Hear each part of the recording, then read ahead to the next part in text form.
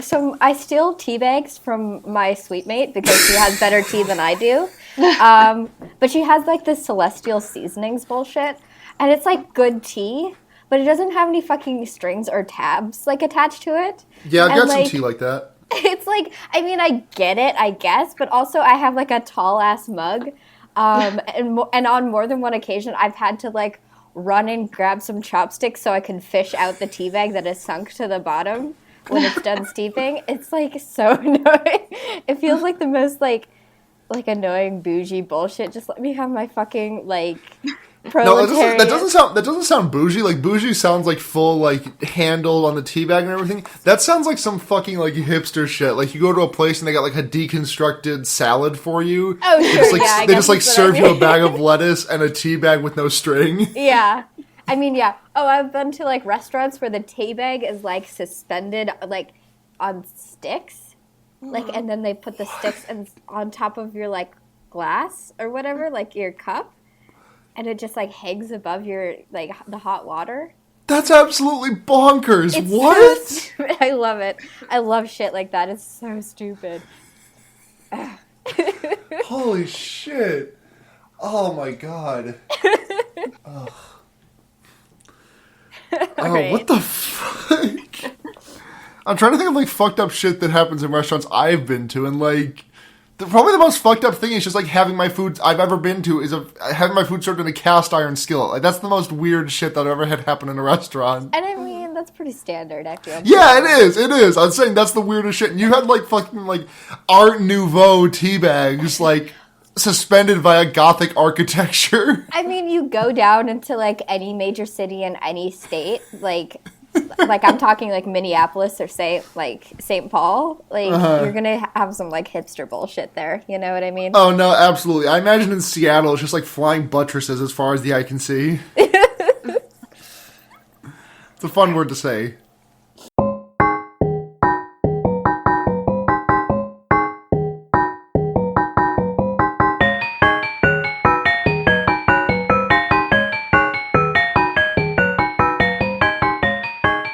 All right, well, welcome to Fear Bidding. Is that our intro? That's our intro. We're gonna All cut right, it great off. job. I'm Blair. I'm Luna. And But wait, this is a different person. I'm also Luna. There's two of us. we have. That's relevant to the movie. We have a we have a guest here today, a friend of mine, Rinks. Hi, I'm Hey, this is Rinks. Yeah. Hi. So Rinks, what's your deal? What's your steez? I don't know. I'm just here. So what we like to do when we have new guests on the show is like kind of ask them about like their background with horror, like what they feel about horror, their favorite horror movies or tropes, stuff like that. Okay, So- yeah, I kind of prepare a thing for that. So growing up, I was a big, scaredy cat and stuff. I didn't really like horror movies, but when I was like 13, I had this friend, well, I'm still friends with them, we'd talk on the phone, and she was a big horror buff, and she would describe the plots of horror movies to me, like, really fucked up ones too, like Martyrs, and August Underground Mortem. I don't know either of those movies, but they sound they're- super fucked up. Yeah, they are. And so yeah, she'd just tell me the plots of these because we'd have nothing else to talk about. And That's what I would do late at night on when I was younger. I would just like go on Wikipedia with my PSP and look up synopses to horror movies. yeah, and that's another thing. My other big thing is, you remember that movie Orphan that came out forever Yeah. ago? Yeah, Was that the one with like the twist being like, oh, if you don't want to get the plot for Orphan spoiled, skip ahead like 15 seconds. Is that the one where like the orphan is actually like a octogenarian or something? Yeah, she's like 30 years old. Okay, I guess I must have misread the synopsis because I thought she was like 80. Oh, no, not that old. But yeah, the summer that came out, I remember I kept seeing trailers and I'm like, oh, I want to know what her secret is, but I'm not going to go see that movie. So I just, that's when I started, reading plot summaries of movies on Wikipedia. So, yeah. Yeah, I read a lot of very in-depth synopses of the Final Destination franchise, and that did not help me get any sleep. Because I was just worried that, like, an I-beam was going to come crashing through my window and impale me because I narrowly avoided death by, like, not getting run over by a car. Yeah. I did get hit by a car once. That did happen. Oh no. I mean, the car was going, like, 2 miles per hour. Uh-huh. It did knock me into traffic, but thankfully the traffic was not going anywhere. Yeah. Oh, good. I was Never lived to I was see like another biking day. home from work, or not from work, from school, and like I absolutely had right of way, and I just like start pedaling into the middle of this intersection, and this guy just like bonks me into the middle of the street. Ugh. That same day I stepped in dog poop with my bare foot, which was much worse. That is like the worst day possible. You know? I've had Very worse. bad, terrible, no good day. Yeah. Oh my god. So is there like any like horror tropes you're specifically drawn to, Rinks? Yeah, because like Blair and I always talk about, like, Blair loves the shit out of found footage. I like home invasion. Well, with the movie we watched, I really like Dinner Party Gone Wrong, because it's just fun to see, like I said. I'm curious. Do like Most Dangerous Game, does that count as Dinner Party Gone Wrong to you, or does it need to be like supernatural and not like predetermined? As long as shit goes wrong, as shit fucks up, and everyone has a bad time. Yeah. It's just fun to see these middle class white people just, die and shit. Yeah, we need to have you back on for when we do Surviving the Game starring Ice Cube. All right, I'd totally be up for that. But yeah, there's a couple examples. Well, this one's not a horror movie; it's a comedy. It's called It's a Disaster. It's basically, a bunch of friends gather for a dinner party, and then they discover the world's ending, and they have to deal with that. And it should be on Netflix, and I really liked it. It's got David Cross, who was the actor guy on Arrested Development. Mr. Never Nude, Tobias Fumke. Yeah. Yeah. And yeah, it's really fun. And another one is that's actually a horror is The Invitation, which is yeah, they go to a dinner party and they find out there's a cult involved, and it's really cool. And it's by the director of Jennifer's Body. Okay. Oh, okay. Did you by any chance check out the movie that we watched last week? Would You Rather? I did not. Because that's another one of those movies. Yeah. Okay, I'll look into it. I have heard of it. So. It's passable. It's not great, but it's fun. Okay. Yeah. So. Yeah. So, what's new in the horror What's new in horror news, Blair? I heard Rings is not getting very good reviews. Yeah, it's got about. I'm just gonna check the live report because last I saw it had a 0% on Rotten Tomatoes. Let's go to RottenTomatoes.com. I mean, Lord knows I'm gonna watch it anyway. Like, of course. Yeah. But Okay, front page of Rotten Tomatoes has the dancing Katy Perry shark. great, thanks. Okay. It's 2017. Yeah. Yeah, 6% on Rotten Tomatoes. Holy shit, 6%. That is like really sad. I mean, what were we expecting? A, but also B. That's really sad. Man. I'm just taking a look at the rest of the. What else is up on what else is like good and bad on Rotten Tomatoes right now? It's all bad. Well, I mean, yeah. I'm trying not to bring up Split again. Yeah. There's got to be something about horror on here. I mean, it's been kind of a dry spell recently, I feel. Oh my god. Not horror movies, but I keep getting ads on YouTube for this like movie called The Resurrection of Gavin Stone. Have you heard about that at all, Blair? No. It's this Christian movie, Christian to the degree of like in like the part where it has like all like in the really tall narrow font like all the actors' names on that same page. It's got like a couple like Christian seal of approvals, and it's got a 42% critic rating and a 93% audience rating. That's crazy. That's absolutely nuts. We have to see that movie. No, we don't, Blair. We actually don't. Fantastic Beasts and Where to Find Them has a 73% critic rating, by the way. That's crazy. Oh my god, it does not deserve that. No, that movie is garbage. I saw that movie 4 times, willingly. And that movie Blair, did not deserve Blair, that. you are fucking nuts. I should kick you off of this podcast because of that fact. Wait, No, yeah, it was 4 times. Okay, hold on. I just want to talk a little bit more about Rings, because the thing about Rings that surprised me that it sucks so fucking bad, apparently. Because this is just a premise of a short film that they already did in Japan. Mm-hmm. This is literally just you know about this, right, Blair? Mm-mm.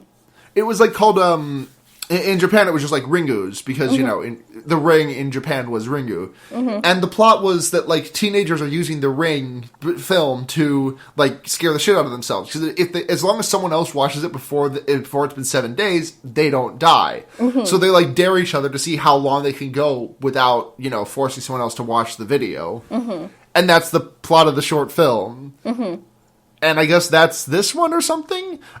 There's a scene in the trailer where the Ring video shows up on everyone on a flight, in-flight movie thing. Yeah. Which begs the question, if in the premise of the Ring, if one person watches it, if the next person watches it and the previous person doesn't die, who gets fucked on that plane? I mean, it's okay.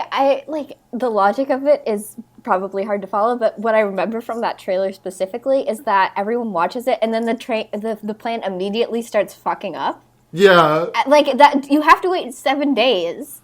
Yeah, it can't just be 7 seconds.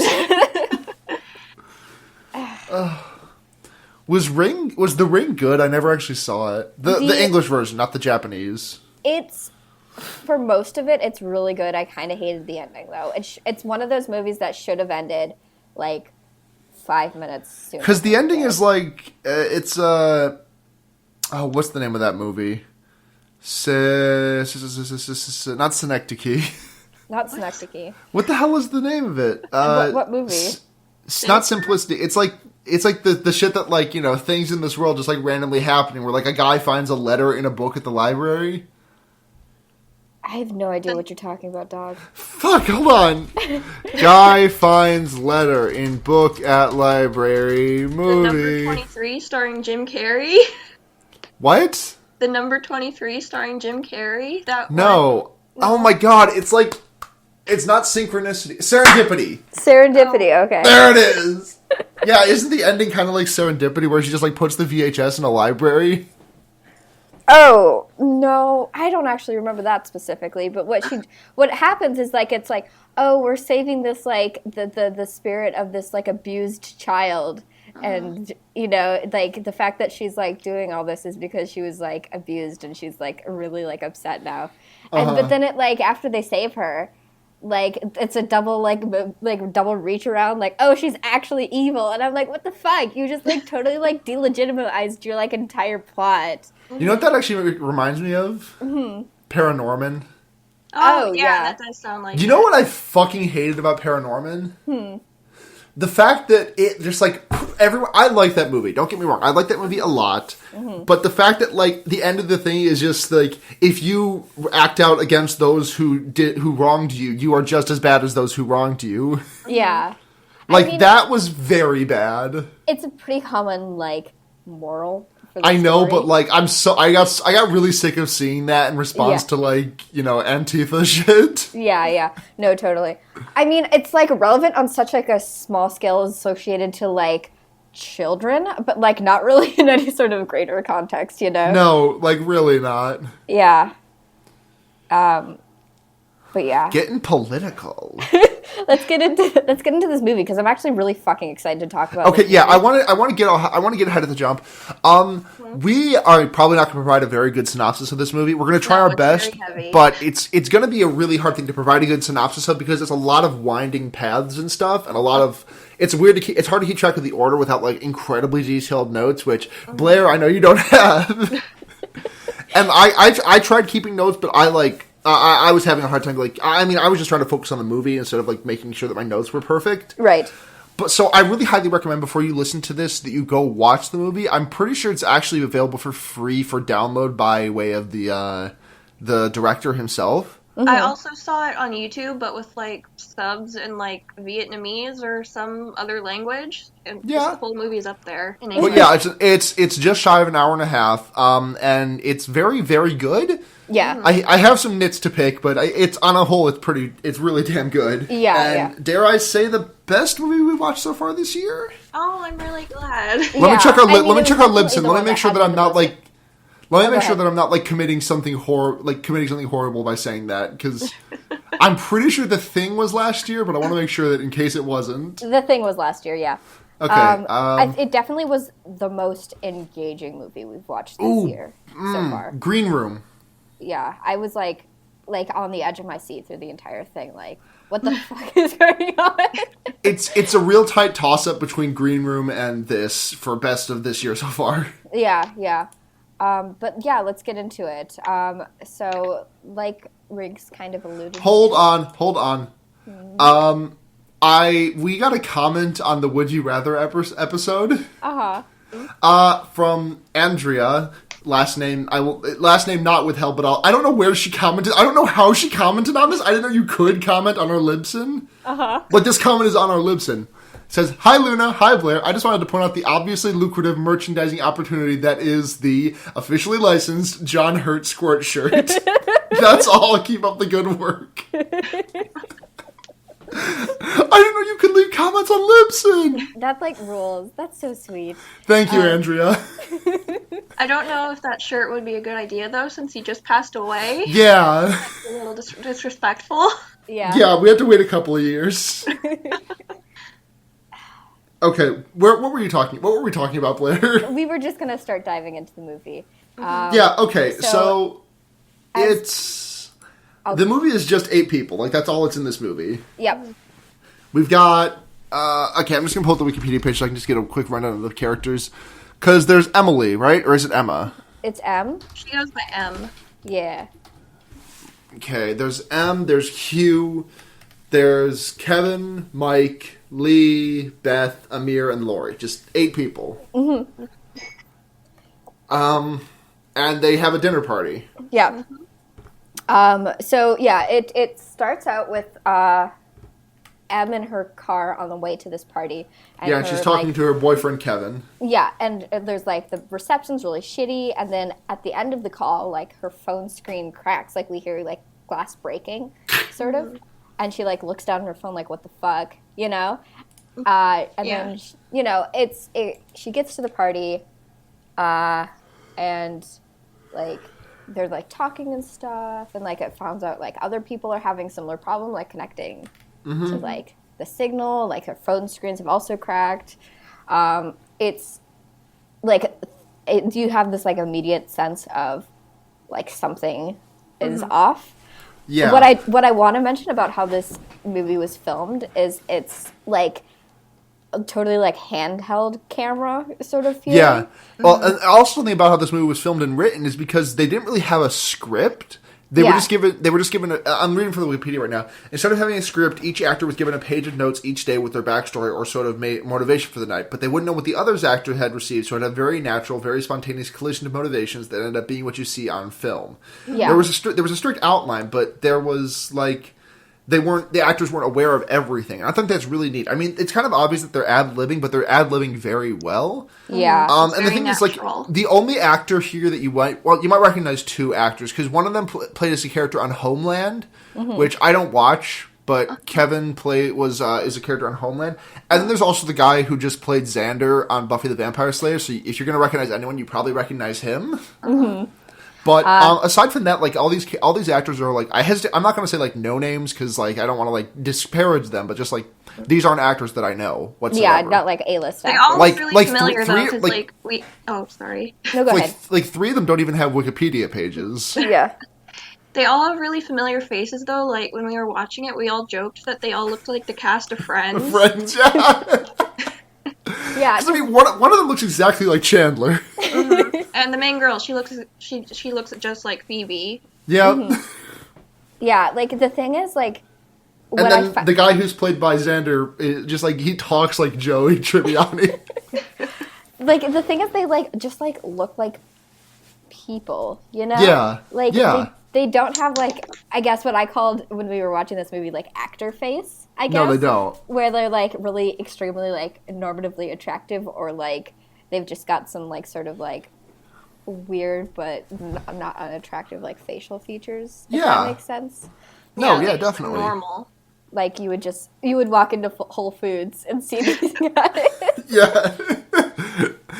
Nicholas Brendan is lost in Whole Foods, and it's your duty to go rescue him. I'm kind of getting a little bit to my first complaint for this movie, which is that, like, I feel like a lot of the women weren't given too much to do. Like, aside from the main character, Emily, because I feel like Lee passes out for half an hour or so of the screen time, and her role is sort of, like, in reaction to Mike, who's her husband, or, like, boyfriend, I'm not entirely sure. Probably husband, considering they own the house together. And I feel like a lot of her stuff is just, like, in reaction to him, somehow. Beth... And Lori was just Kevin's ex-girlfriend. Yeah.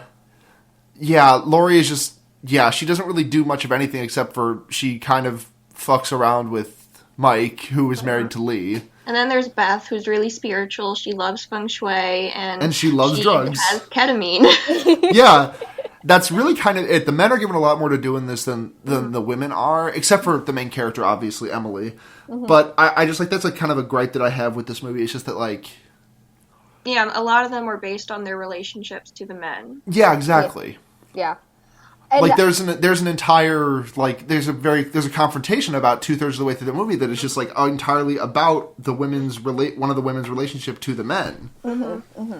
Yeah, I mean, on one hand I understand because there's 8 characters and it's hard to, like, balance those characters out, especially when there's a lot of ad-libbing going on. But on the other hand, when you see these characters who are, like, not given as much to do are, like, overwhelmingly women, you know, there's a problem there. I just think there's a problem with balancing, but I totally get why the cast like, the size it was. Honestly, you know? I felt like the character Lori was almost non-essential in this movie. Yeah, she did minor conflict that was barely there. Yeah, I can't honestly think of what, like, she did except for be freaked out that she got some blood on her and think that Beth drugged all their food. Well, at the beginning, she thought, because they say Mike's an actor, and he was on the show Roswell that she liked, but she said, oh, I don't remember you being on that show. And so that kind of gives a hint to the themes that come later.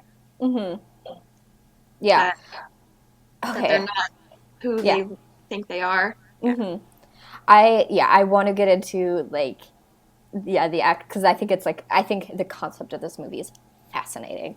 Because the way this movie sets up, like, you guys were listening to me and everything, but, like, I was just like, this is a really good setup. This is going to be a really hard thing to pay off, though, because it's setting up so, like, grandly. Because, like, there's this comet passing overhead, and that's a big setup, because they're talking about freaky shit that happened in the past with comets. And, like, I'm like, okay, there's really not... I'm really not expecting them to actually, like, pay this off in a really good way. And then they kind of nailed it. Yeah. They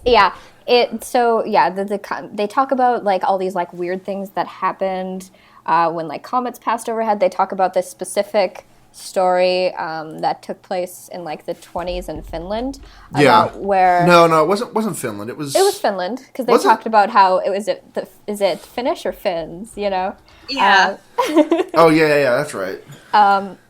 They talk about how, like, this woman, like, called the authorities because she was like, there's a man in my house who's not my husband, but he looks just like my husband. But I know he's not my husband because I killed my husband last night. Oh, that's, like, such a good story. I know. I was like, oh. You know, there's, like, such an atmosphere set. A, it's a great story, and B, it, like, sets the atmosphere so well. And, like, so, like, it's, like, things like that are kind of, like, building this sense of, like, obviously they're all, like, playing on their own, like, fears for fun. Until things get, like, really real, because, like, there's no cell phone connection, there's no internet connection, and they're like, oh, it's probably just because the towers down or something, or like whatever. They're just having problems. And then the power goes out. And then the power goes out.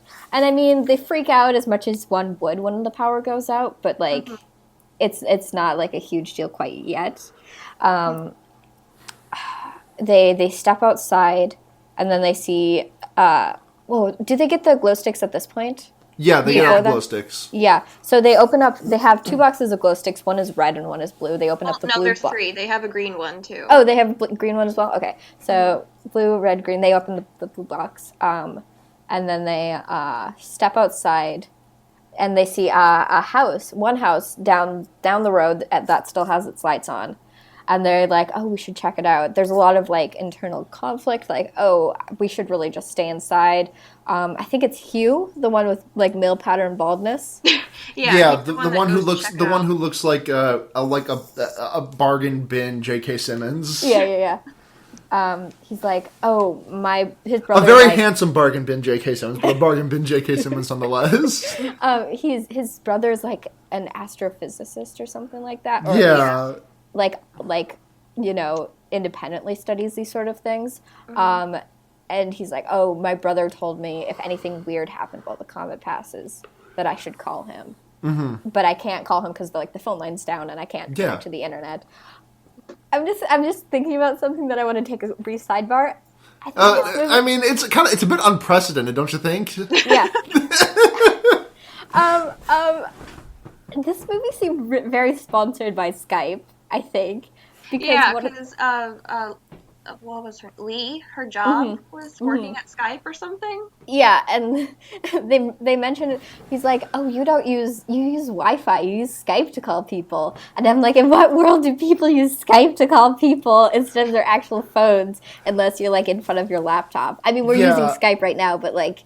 But I mean, it's a very broken service, and I wouldn't use it for anything remotely professional. That's why I use it for this fucking podcast. I mean, maybe they were trying to compare it to, like, FaceTiming. That would make more sense. No, they were comparing it to other chat clients, like, Curse Voice, Discord. Yeah. Back when, like, AOL Instant Messenger let you do voice chats, but it was just, like, you wouldn't actually be able to chat in real time. It would just be, like, you record a voice clip, send it, and then they record a voice clip, send it. I did that a lot when I first got my microphone. But that was like my old microphone that was like it was like a tiny shitty like $15 webcam that also had a microphone attached to it. Oh sure, yeah. And I just kind of sounded like this all the time and like really breathy, and I had to get close with the mic to actually be heard at all.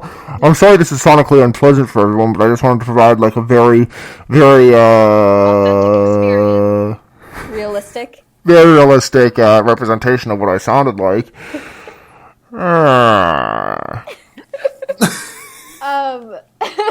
Yeah, and then like at the very end of the movie, we hear like the Skype like dial tone or like when you call someone on Skype, the noise that happens. And I was like, hey, I have a suspicion about this movie. I mean, like it doesn't detract to the movie at all. It's just like an interesting like. It's just weird. Yeah. Anyway, going back, so like he can't get a hold of his brother. He's like kind of worried about that. Eventually, I can't remember, Rinks, do you remember which 2 guys go out to the other house? It's Hugh and Amir. Yeah, those 2. Hugh and Amir. Yeah, they travel to the other house to like check it out.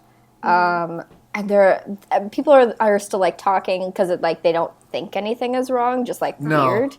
They're just like, this is kind of weird. Yeah. And so they're just like talking amongst themselves, and like a lot of time has passed, and they're like, hey, they should have been back by now, because it's 5 minutes there, 5 minutes back, it's been more than 10 minutes.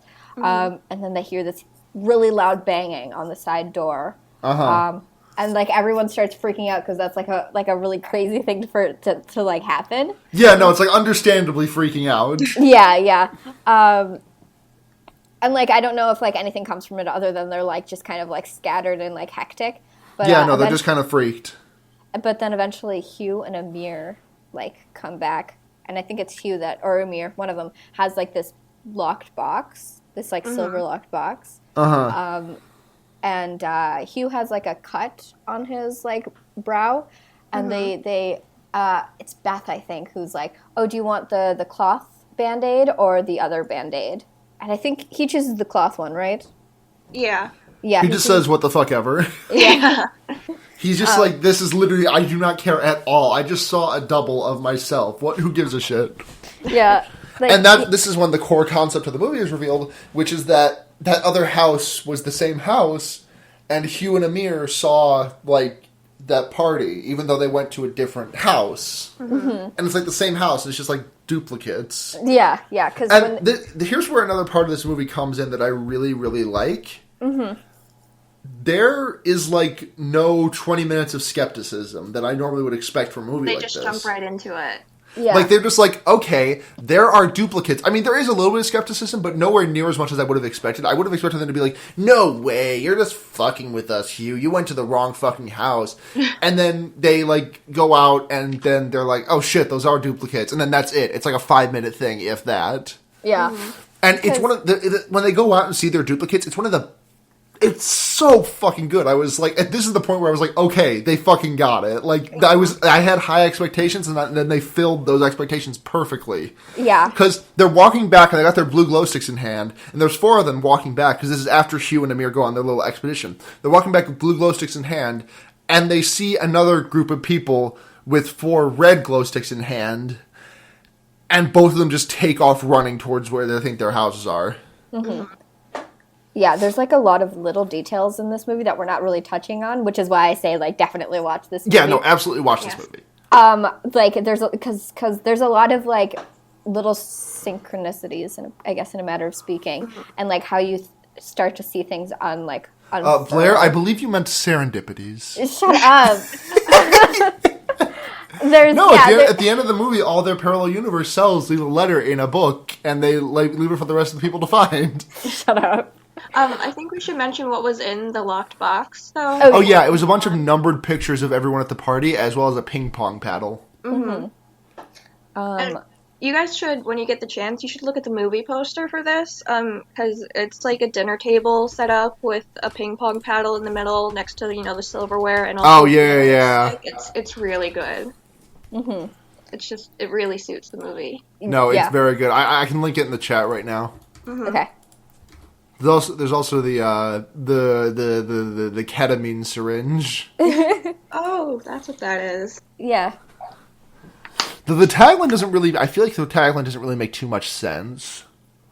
Yeah, that doesn't have to do with it at all. It says rearrange your brain. Mm-hmm.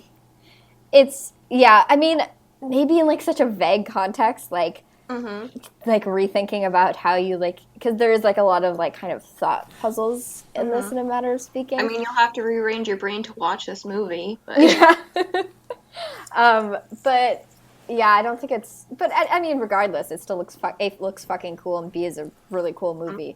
Yeah. I think when they say rearrange your brain, it's just like those, like, rush hour puzzle games. You know, the ones where it's like you have to move the cars around to get the car out? Mm-hmm. Yeah. That's just, like, what they're talking about. Just, like, rearrange your brain, and then...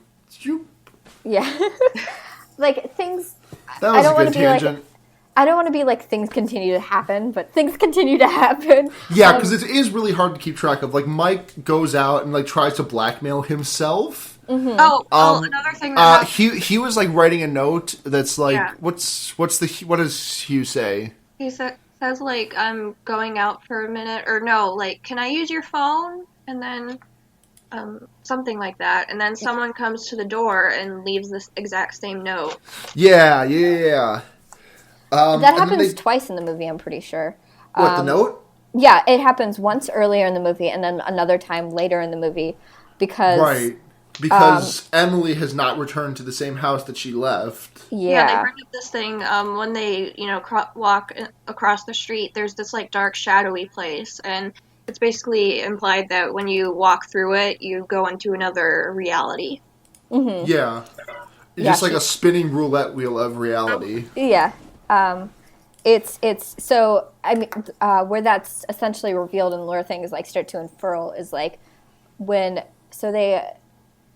returning back to, like, the pictures with the numbers on the back of them and the ping pong paddle and the box, one of them gets an idea where they're just like, you know what, we should, like roll a die, and then put a number on the back of the picture of us. So that we know that this is our house. Yeah.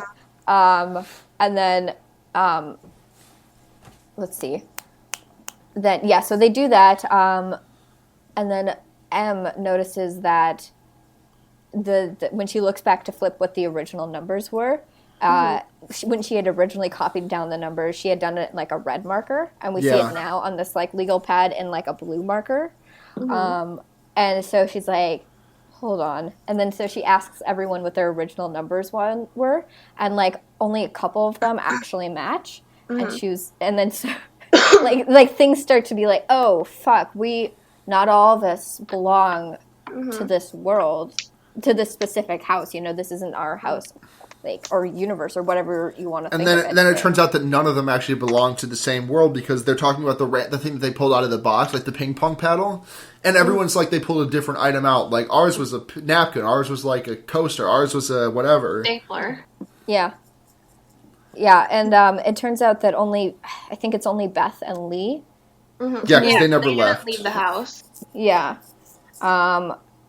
So, yeah, I mean, it's just like, I mean, you think about that, and it's just like, I don't know, I think that's where I was like, I mean, throughout this whole movie, I was like, fuck, this movie is crazy. But after that, I was like, fuck, this movie is crazy. Yeah. I mean, it's just, I mean, you would have suspicions of that before, because like there was a different Hugh and Amir that came in with red glow sticks. Yeah, they hid it because they didn't want to like be found out. Yeah, they came in with red glow sticks, and then they took the lockbox, I'm pretty sure, and like everything. And they also took the book about Schrodinger's cat, which was very conveniently placed in their car. Like, they just conveniently had a copy of that book. Yeah.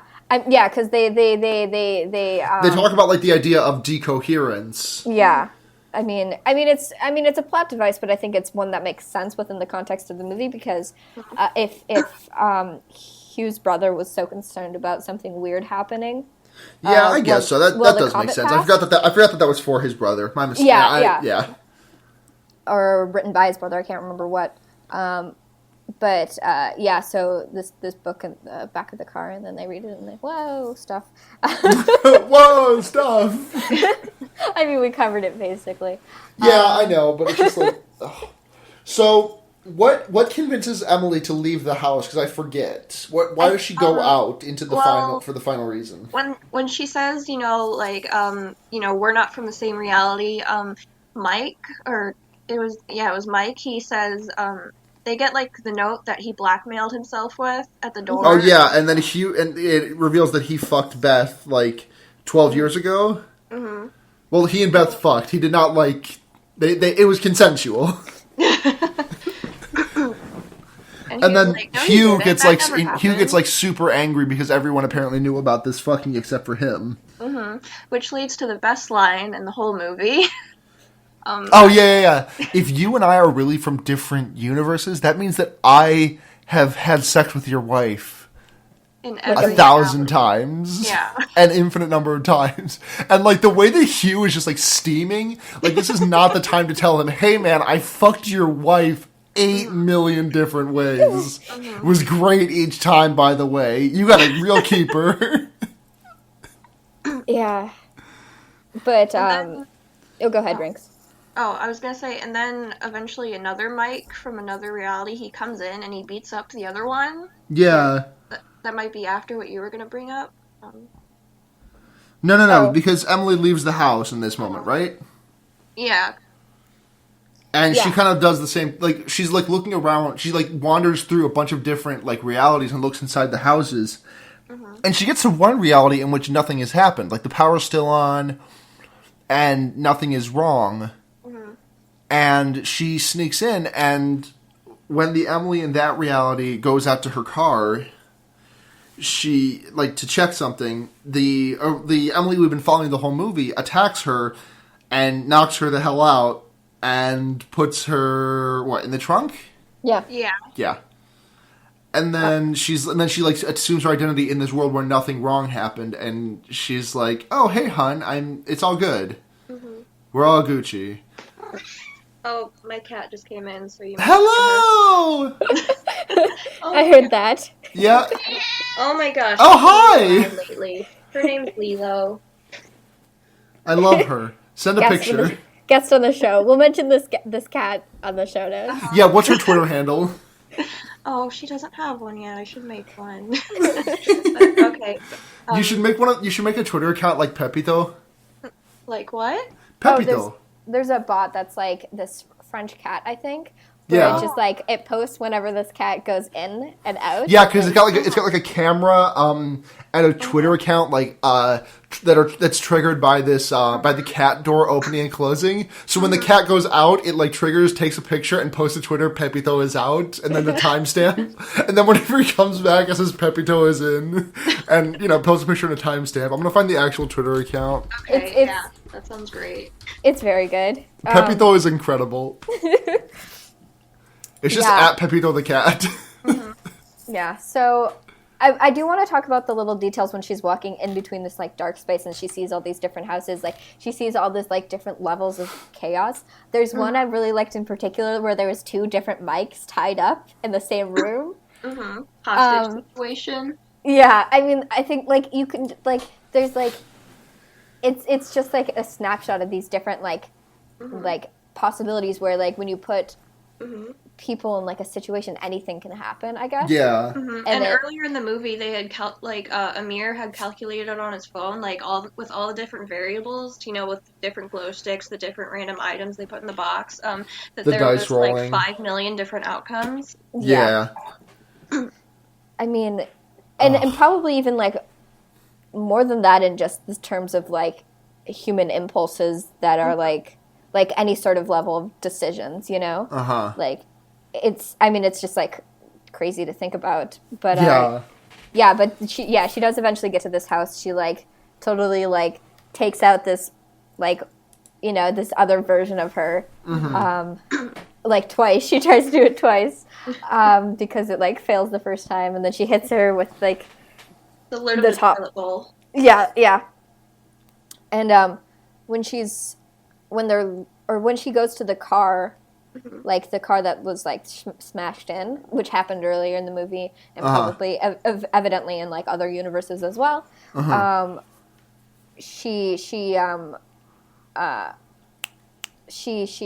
husband comes out. Yeah. And he's like talking with her, and he's like, "Oh, I found your ring on the bathroom floor," and she's like already wearing her ring, and she's like, "Oh, that's funny. Wonder how that got there." And then he eventually like gets a call, and he's like, "Oh, it's from you. Haha, I'm gonna answer this." And then like the reality of the situation dawns on his face, and that's when the movie ends. Yeah. And I think honestly that's like the perfect place to end a movie. Yeah, I was like really worried if they were gonna fuck this dismount. Because, like, there's really no way to de-escalate, I felt like. Yeah. And I think they did it in a really, really good way. I don't know. I was, like, really satisfied by that ending because it didn't answer all the questions, but it didn't need to, Yeah. I think one of the things that I really like about this movie as well is, like, it's not too caught up, like, jacking itself off about how complicated it is. Yeah. Like, it is a relatively complex movie, but, like, I wouldn't call it more complex than, like, a Memento or something. Sure. Because Memento is pretty simple to follow if you, like, just can watch it. If you just pay attention to it. It's a little bit less complex than that, but, like, I have respect for the movie Primer, but, like, any movie that touts itself as, like, you need to watch it, like, 5 times before you even begin to understand it. I'm just like, no, thank you. Yeah. I mean... Like, I've actually avoided the movie Primer because I just don't, like, I don't want to read, like, 5 million articles and watch it 4 times to understand it. Right, no, exactly. Like, this movie is the perfect level of complex, where it's, like, as long as you're paying attention, it's gonna be... you're gonna have to think, but it's a really good think. I already like aired my grievance about like the lack of things that women do in this movie, and I mean the cast is like all white as well. Yeah. Which is, I mean, yeah, that's fair to mention as well. I mean, considering like the way that like exactly where these people live, like it makes sense that they would not have very many, like they would not have a very racially diverse friend group. Yeah, but, I mean, yeah, no, I totally agree. I guess I hadn't considered that before, but it's true. I don't know if it like takes away from the movie so much as it's something that's worth noting. No. I don't think it, like... these are just, like, minor nitpicks that I have. Yeah. Overall, this is a very good movie. It's such a strong concept. Oh, we're moving into recommendations. On a scale of 0 to 5's... on a scale of 0 to 5, millions of Beths you fucked in an alternate dimension. How many I think millions... that's too dramatic. How about 0 to 5, like, bottles of ketamine? Oh, yeah, that's even better. Yeah, on a 0 to 5 scale of bottles of ketamine. How fucked up are you by this movie? Do you want to go first, Rinks? Yeah, totally 5 out of 5. Like, the first time I saw it, I was just, like, completely blown away, and I'm really glad you guys enjoyed it. Yeah. Yeah, I'm gonna, like, despite my reservations, I'm also gonna go 5 out of 5 on this. Like, I was expecting quality. I was not expecting this level of quality from actors who 7 of 8 I've never heard of before in my life. Mm-hmm. Like, this filmmaking is just, like, I don't like the shaky cam. I loved the shaky cam here. I hate shaky cam. I loved it here. Like, the sound design was really atmospheric and unsettling, but not, like, so much so that it was, like, taking you out of it. Mm-hmm. Like, and you sort of feel like you're there with the people because it's so intimate. Yeah, exactly. It really is. And the thing is, like, God, just, like, you tell me this plot, and I can think of a million ways you fuck it up. Either with the launch, like, the actual, like, how it plays out, the dense mount, ending, anything. There's so many places for this to go so wrong so easily. And for my only grievances to be the women don't do much and it's all white people, like... Yeah, it could be a lot worse. Yeah, like... This movie is a 5 out of 5 for not, like, this is a movie at 5 out of 5, and I recommend anyone listening to this to go watch it right now. It's available for free. Like, just sit down for an hour and a half, watch this damn movie. It's incredible. I think we should be grateful that we're in the reality that this is an actually good movie. Well, Blair might... Wait, hold on, Blair. Are you from the reality where it isn't? No, I'm from the reality where it is. I definitely... Okay. I'm gonna, like... I think I'm definitely gonna give this a strong 5 out of 5, because, like, I don't know, it's a concept I'm obsessed with. I think it did it in such an interesting and compelling way. Right.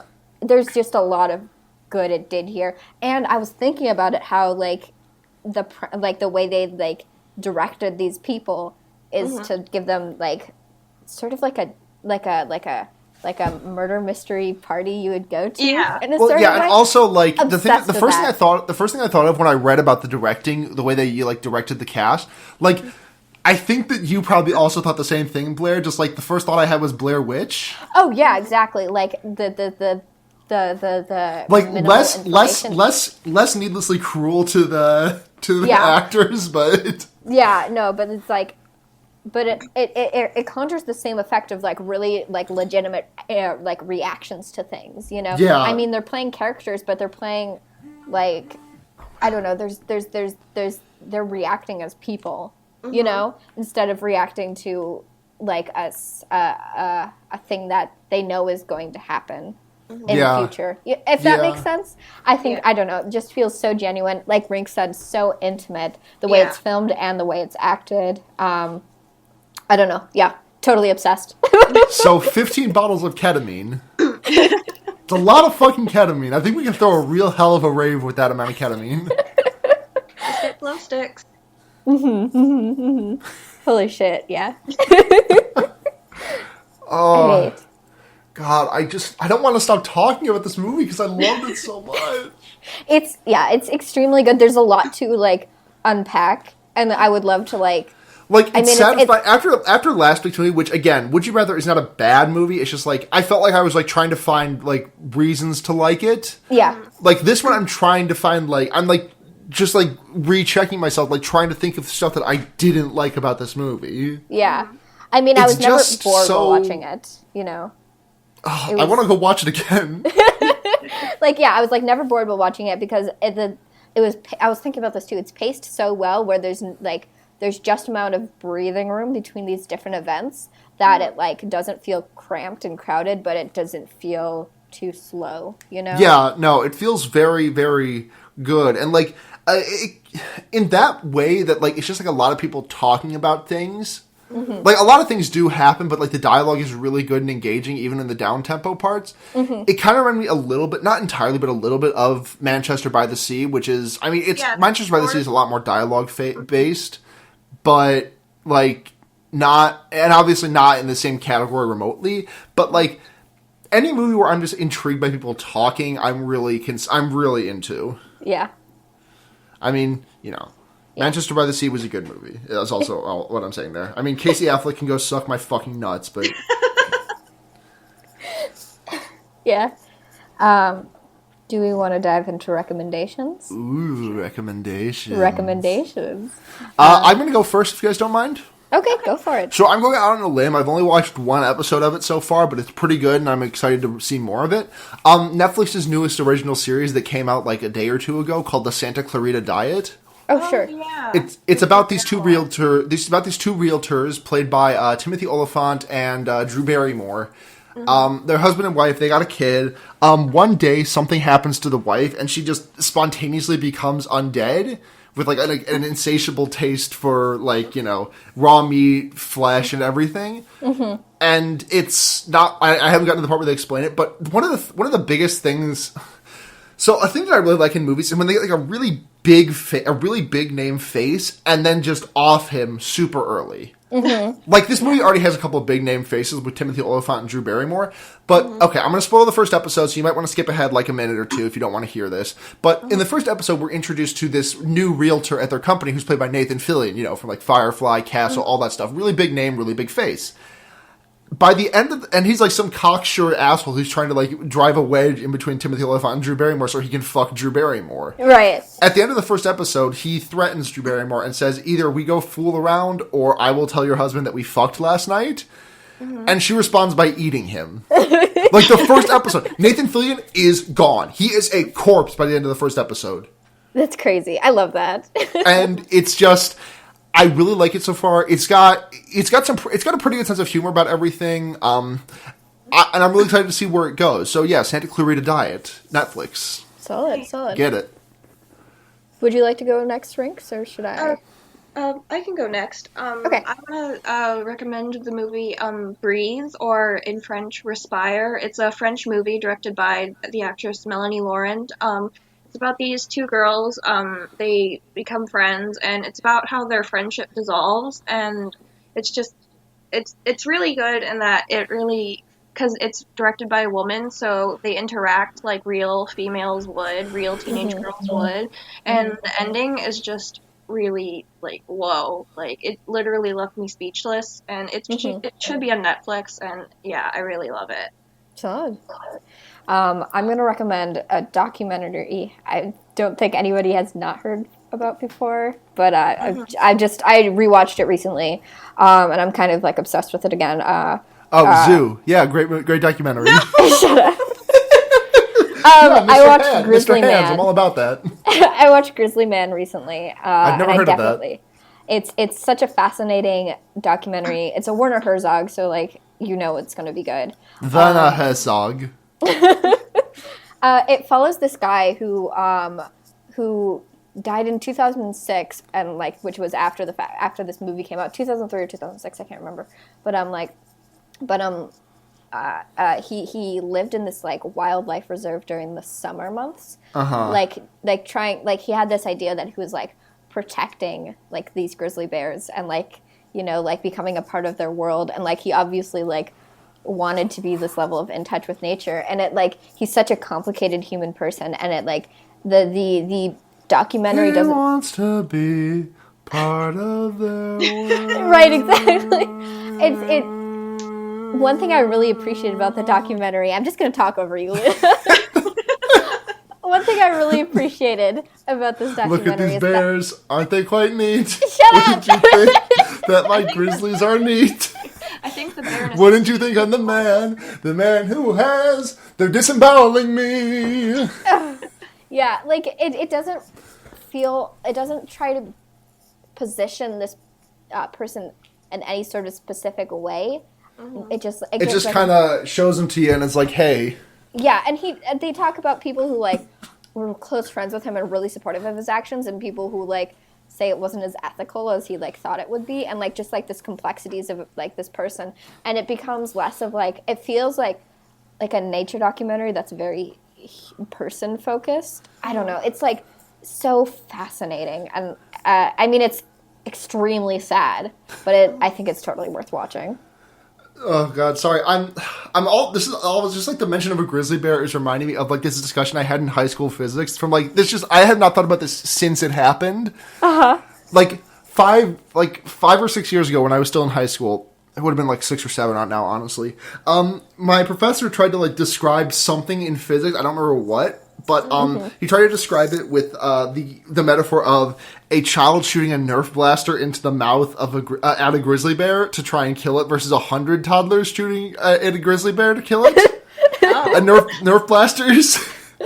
And he was like, if all the Nerf blasters enter the bear's mouth at the exact same time, they will clog his heartway. And then, like, my friend Javier and I were just like, well, you can do it with one kid if he was, like, brave enough and sacrifice himself. Just jam yourself down the bear's windpipe and die for the rest of the kids. That's crazy. That's so sad.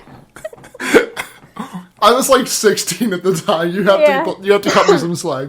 I mean, that was the same okay, I'm sorry. I'm just going to delve into these stories now because they're so fucking funny to me. Please do. There are 2 stories in particular. I don't remember the source of there are 2 inside jokes that me and my friend Javier had for years. Like he still remembers this when I talked to him. But this fucking one of them ended with just rogue dolphin, like the idea of a rogue dolphin killing one of our classmates. But the other one was we had to do like a warm up activity where we like calculated the speed of blood in a body via like what we saw it as and like our cones and retinas and stuff, like some dumb physics shit. And our professor was like, you guys are fucking idiots. Here's how it's done. And then he calculated it out, and it was like, so the speed of blood in the body is 12,000 meters per second? Hold on, I gotta check this real quick. And then my friend Javier and I are just talking about, like, that sounds pretty good. Like, we could just, like, you could just, like, cut your hands open and just, like, blast off into space like Iron Man with the speed of the blood. And then... And then Javier, and then I'm just like, yeah, but once you got up into space, like, you wouldn't be able to breathe, and you would also run out of blood. And Javier just said, you just need a blood helmet. And then for some reason that set me off so hard, I didn't stop laughing for 5 minutes. Those stories just, like, have the essence of high school, if you know. Really, just like... Anyway, sorry for that tangent. We didn't have too many this episode, so we had to get one in there. Blood Helmet would be a good name for a band. Blood Helmet? Yeah. Hell yeah. Javier, if you're listening, get at me. Let's make a band. I'll play the guitar. Alright, so this has been Fear Baiting. If you want to find me, I can be found at chieshatonaka on Twitter or chiesatonakas.tumblr.com. Oh, wait, questions. We have questions. Oh, we have questions. Sorry. Let's see. Harry at Mamoswine says, Coherence is so fucking good. That's all this tweet has to say. Heart. Agreed. And then Twitter user Linus Kloss at Linus Kloss. Did you see the Get Out trailer? It looks like if The Purge was genuinely scary and with well-handled social commentary. I think we've talked about Get Out a couple of times. I don't know if I would refer it to The Purge, because that seems a bit off. But it looks very good, and I'm very excited to see it. Yeah, me too. Let me just double check our Tumblr real quick. Don't expect any questions from that. We're running a little bit long this week. Who gives a shit? It's fine. We have a lot to say, and it's good shit, so. Yeah. This has been Fear Baiting. I already said my shit. Blair, go. You can find me at Blair Kitsch on Twitter or bramblepelt.tumblr.com on Tumblr. Rinks, where can we find you? On Twitter, I am at Rinksu, RIINKSU, and I am Platycat on Tumblr. And yeah, that's me. Cool. All right. Thank you guys for having me. Yeah, of course. It was great having you on. Look forward to hearing you on. And if you guys like the episode, leave us a rating on iTunes. Please. Thanks. Bye. Up in the trees where they can't run. Wait, shit, can bears actually climb trees? So glad to be part of their world. You can put a fucked up guy anywhere. Good night, everyone.